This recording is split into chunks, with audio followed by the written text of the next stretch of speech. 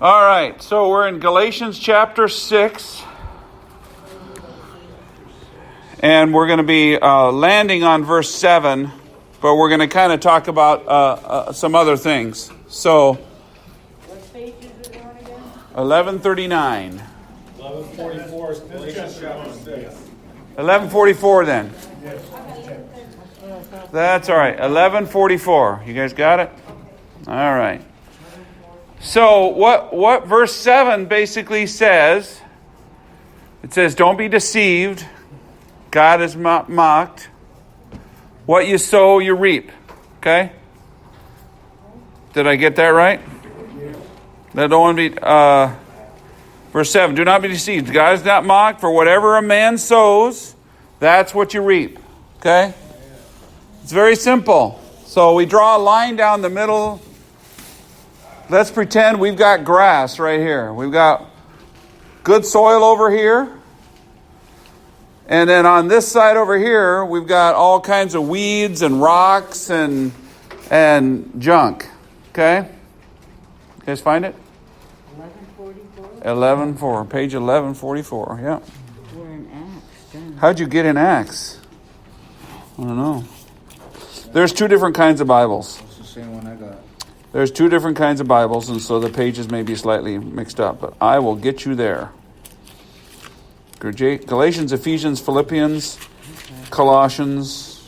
Am I Acts, Romans? First, second, then Galatians, Ephesians. It's right there before Ephesians. Yep, Ephesians chapter 6.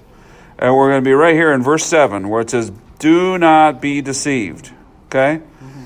How many times have I talked about, are you sick and tired of being lied to? Right? All the time. All the time. We're being lied to all day long. Everywhere you go. People are saying, you need this. You should go there. You need, you need the high life, right? We talked about alcohol is not the high life. Okay? Miller High Life is not the high life. I'm sorry. As much as they like to say they are. Okay?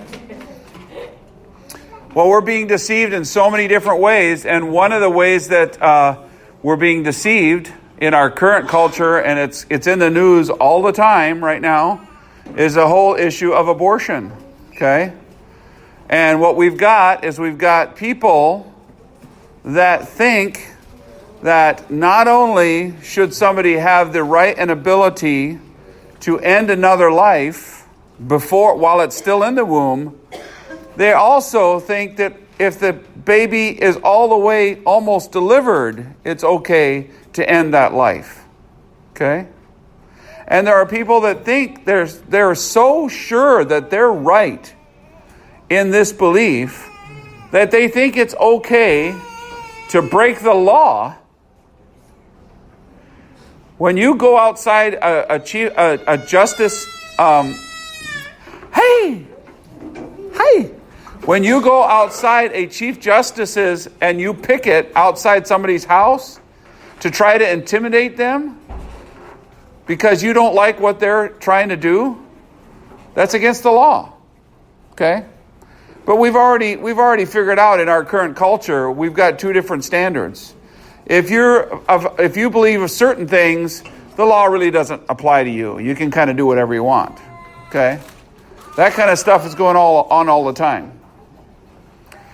But the key question is, and the key thing is, with this whole issue, is if you look at what this opinion that one of the justices on the Supreme Court has written, if you read his opinion, all they're saying is that it's not our job to make this decision. Every state needs to decide what they want to do with abortion.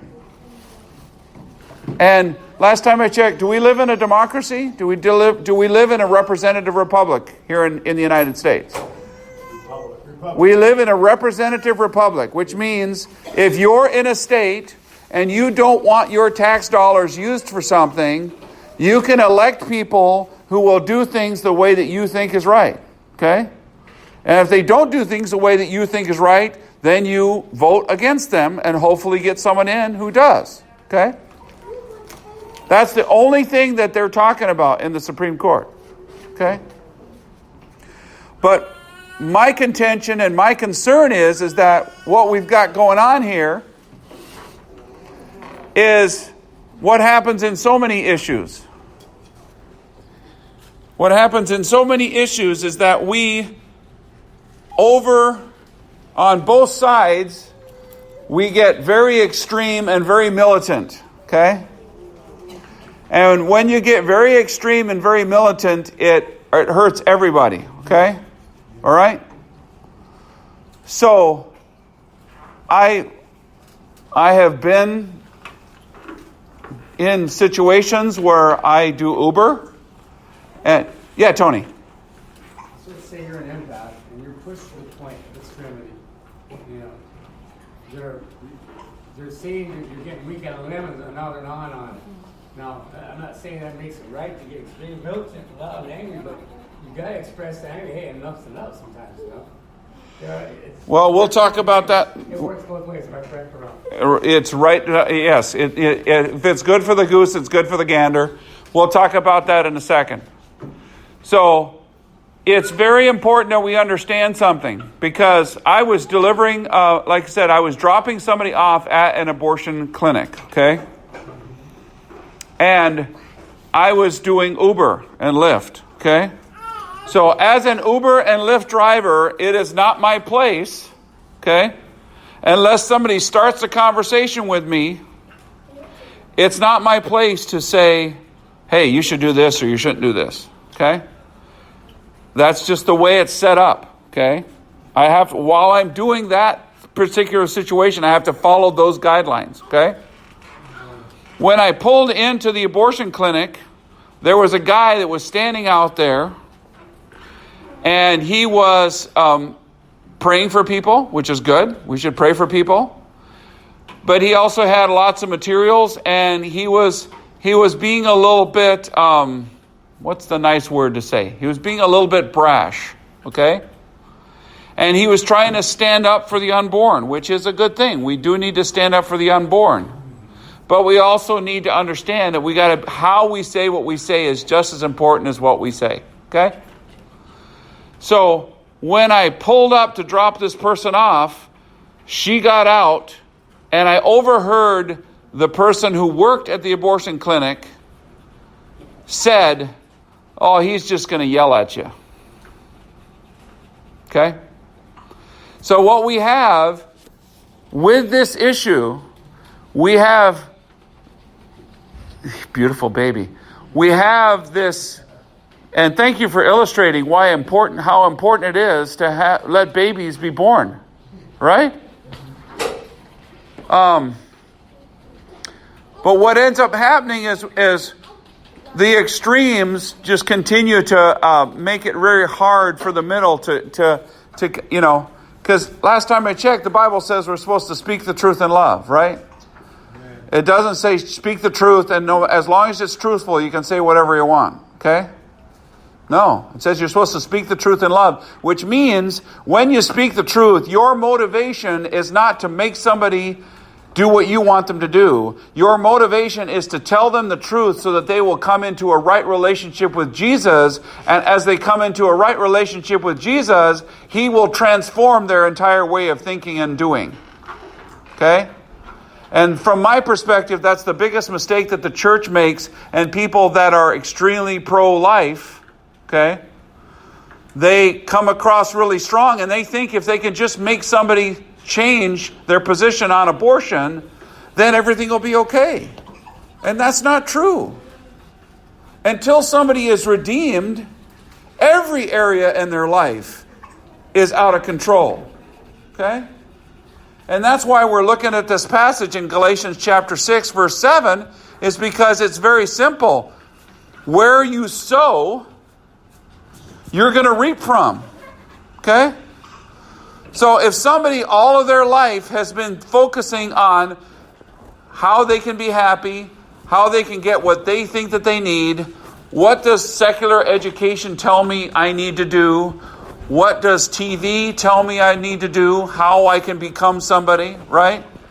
If that is what does popular culture tell you defines you as a person, if that is your entire focus and that is the field that you are sowing into, what you're going to reap from that is a life that is totally focused on yourself and what you want. And if you're living in that kind of a life and somebody comes to you and says, you know what? If you made a mistake and had a night of pleasure and you have a child, it's totally okay for you to say, let's just end this and move on. So what we have to understand is that the pro-abortion or pro-choice side of things comes from an entire field. It comes from an entire philosophy. It comes from an entire way of thinking that is all about me and what I need and what's best for me. Whereas if I decide that I'm going to sow into a different field, this other field over here is a field that is full of wonderful soil, that's got wonderful water, and it's got nice irrigation. And if I sow into that field, it's a field that God is in charge of. And I say, Jesus, I want to live my life not for me, but for you. It's going to totally change the way that I live my life.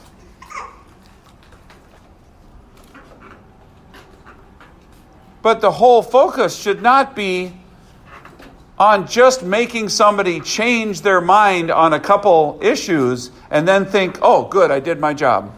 I did my job. I got them to switch political parties, or I got them to change from being pro-abortion to being pro-life, or whatever your political hot button issue would be. Then everything's good. Immigration is the same way. One time I was having a conversation with somebody who was a Hispanic, okay? And he was younger. He was a teenager, okay? And right away he was kind of like, oh, no, I think anybody that wants to come in our country should be able to come into our country, okay? And I started to kind of say, well, do you let anybody who wants to come into your house come into your house? And he said, well, no, I kind of want to know who's coming into my house. But pretty quickly I realized that along this kind of line of questioning, I was not going to get anywhere with him. And so what I decided to do, instead of continuing to try to convince him on a political issue, I changed the entire conversation. And I said, you know what? The coolest thing is that regardless of what country you live in, regardless of where you are a citizen of on earth, if you receive Jesus' forgiveness for all of your sin, you have a different citizenship. And you can go to a place that is way better than America. It's way better than any country on earth. And you should have seen how big the eyes of this young person got. All of a sudden, he was like, yeah, that sounds pretty interesting. That sounds pretty good. So my encouragement to us is that we need to understand, as we interact with people, our focus should not be about winning an argument. Okay? Our focus should be about building bridges. Okay? And this goes back to what Tony talked about, is there are times where people are going to be very aggressive, just like we've talked about is going on right now, where people are very aggressive over a certain issue. And they did a survey on a college campus, and I can't remember what it was, but the percentage was pretty close to 50. I'm not going to quote an actual percentage, but the number was really high. There is numbers really high of college students in our college campuses today that believe that violence is okay as long as it's against somebody that holds a view that is worthy of violence. Are you serious? Seriously. And the percentage was more than 30%. Okay, so think about that for a second. If we have a society, I mean, think about what happened on Lake Street, a couple years ago.